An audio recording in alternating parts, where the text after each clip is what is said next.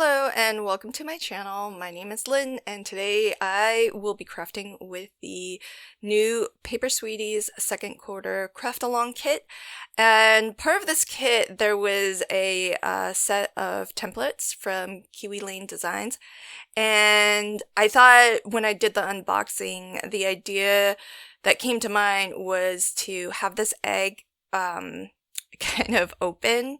And so I'm going to create a really simple, easy interactive card, starting off by just tracing out my template, but I'm tracing these two eggshell halves as a whole to start with so that I can get a nice smooth continuous pattern on this pattern paper, which is from Photoplay and was also part of the kit. And I have traced it out also onto some heavier weight cardstock. This is a 120-pound weight, cover weight cardstock, because this will be a bit of an interactive mechanism. I want to make sure that the cardstock I'm using holds up, so I don't want to just use one layer of pattern paper. I'm going to actually double these up. And what I'll do is I'll go ahead and attach the pattern paper to the 120-pound cover weight cardstock so that when I go to cut the zigzag edge, they are going to be completely lined up and matching. And had I thought about it, I would have just traced this out on pattern paper, glued the pattern paper to my solid color cardstock the one time, and cut it out the one time, but as it is, I didn't think to do that. So I'm just taking my emery board and sanding around the perimeter just to match up these two cuts because they were cut separately, and as well smooth out. Anytime I do fussy cutting, I feel like obviously my hand cutting is more jagged than what a die can do for you. So I do like to kind of smooth that out with my emery board. And I try to replace the blade on my utility knife here often so that I'm always cutting with a very sharp blade. I feel like that's the safest thing to do because then you don't have to apply, or at least feel like you're applying a lot of force. You should be able to kind of cut through even 2 layers of, cardstock like this. You should be able to cut through it without feeling like you have to put your body weight into it at all. And that's when accidents happen, is when you're struggling to cut and when you are applying a lot of force. So it's better to just take, if you need to cut through something thick, take multiple shallow cuts, because once you've cut through and you've created that sort of path or a little bit of a trench, you can cut right into that line again, and it's going to be nice and smooth. But again, I do like to, even though I used my steel ruler, I do still like to take an emery board to these edges and just sand them out to smooth them, to if there were any little burrs or anything from the papers, it just smooths all of that out.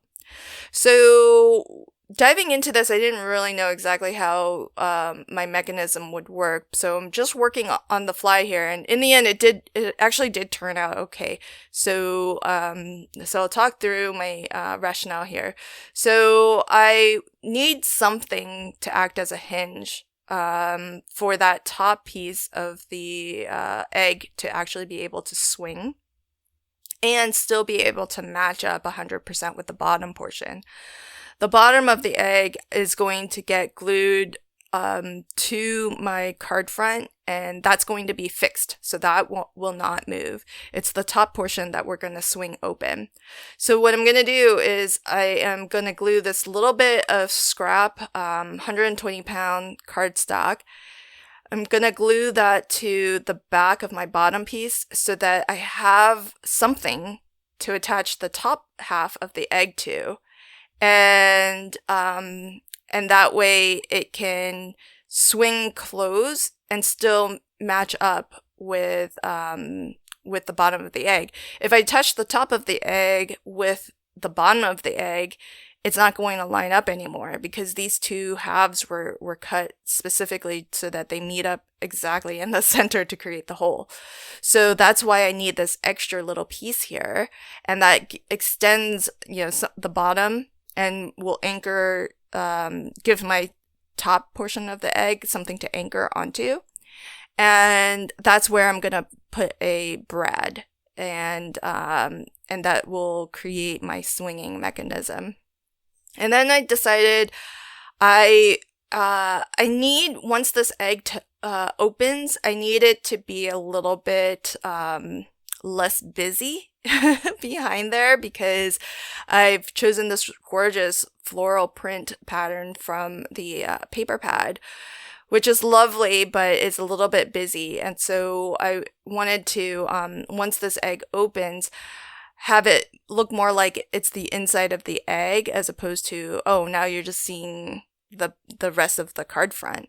And so it also helps to create the illusion that you're breaking the egg open and seeing into the egg, not just behind the egg.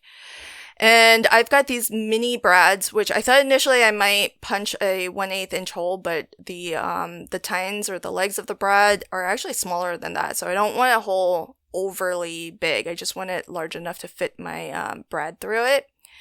And so using my pokey tool there, it's actually the I think Tool-in-One from Spellbinders.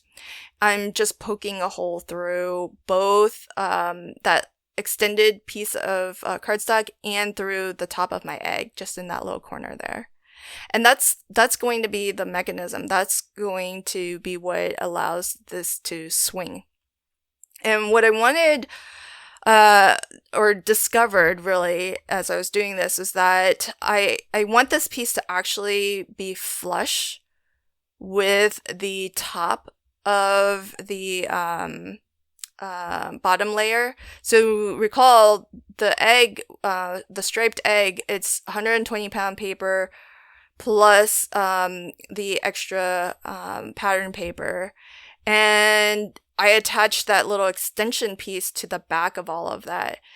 And what I realized was that the swinging mechanism doesn't swing as well if it's if the top of the egg is attached to just one layer of cardstock there. So it really needs to come forward a little bit so that it at least matches the depth of the egg. It's the bottom portion of the egg.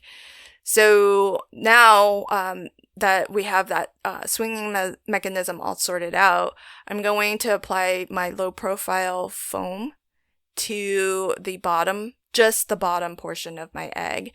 And again, that gives a little bit of dimension, a little bit of lift off of my card base, but also it's going to also create a little bit of an illusion so that the eggshell looks like it's coming forward a little bit, because what I'm going to use for the inside is some stickers that came as part of the Photoplay 12x12 paper pad.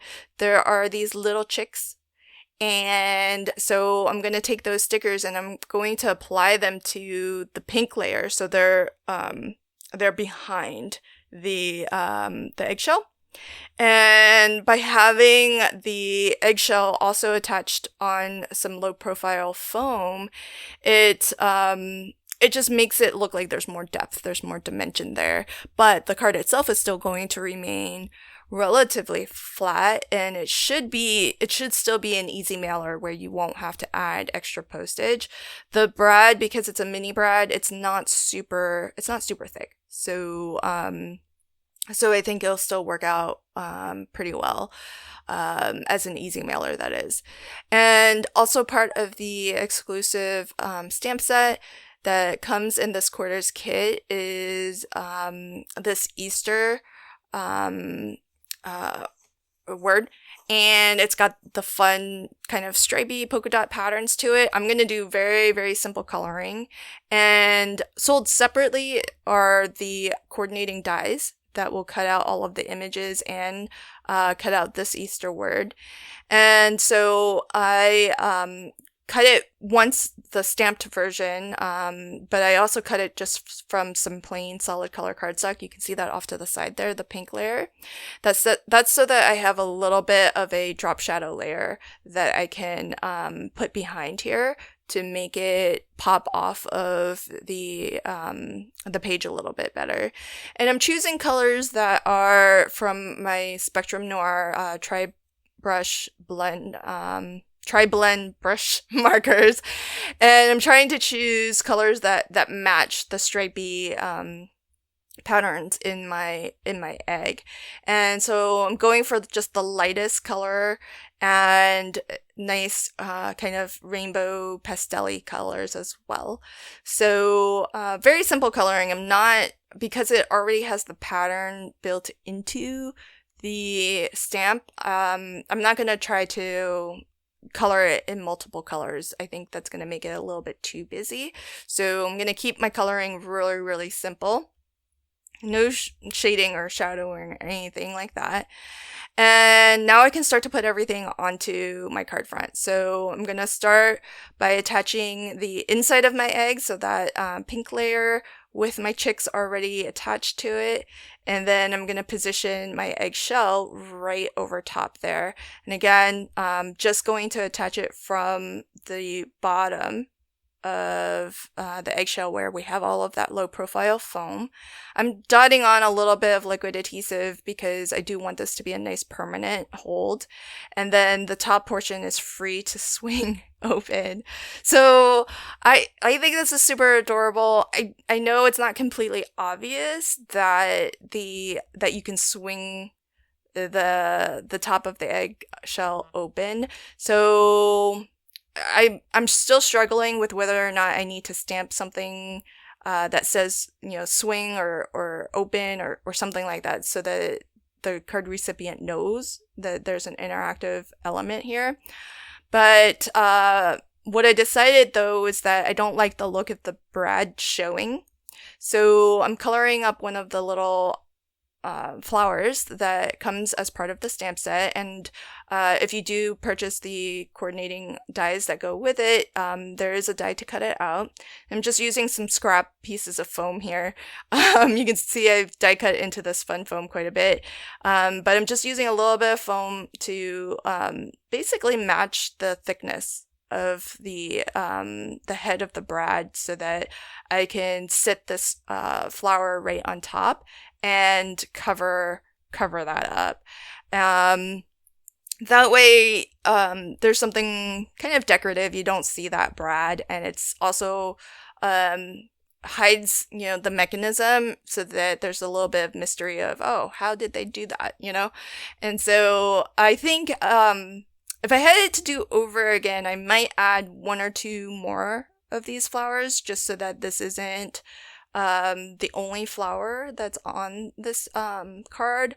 But I really wanted to use the sequins, the confetti that we got, because it's gorgeous. You can see it's got that Aurora Borealis, that AB finish to it, because in different lighting, you can see different colors come through. And it's, a little bit, I think it reflects a little bit of what is surrounding it too. So it's just beautiful. It picks up all of these pastel colors beautifully.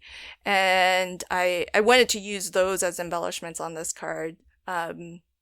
And so that's why I didn't think to add more of the flowers. I just really wanted the one flower specifically to hide the brad. And then I'll add this Hugs and Kisses sentiment, which is also another stamp that is part of the stamp set. And again, matting it on that same solid color pink cardstock so that it matches with everything. And has that nice border so that it also stands out and is more legible, because we have so many patterns, so many colors going on. And I'm going to attach this just right to my egg, so that the full sentiment will read Easter Hugs and Kisses, which I think is really adorable.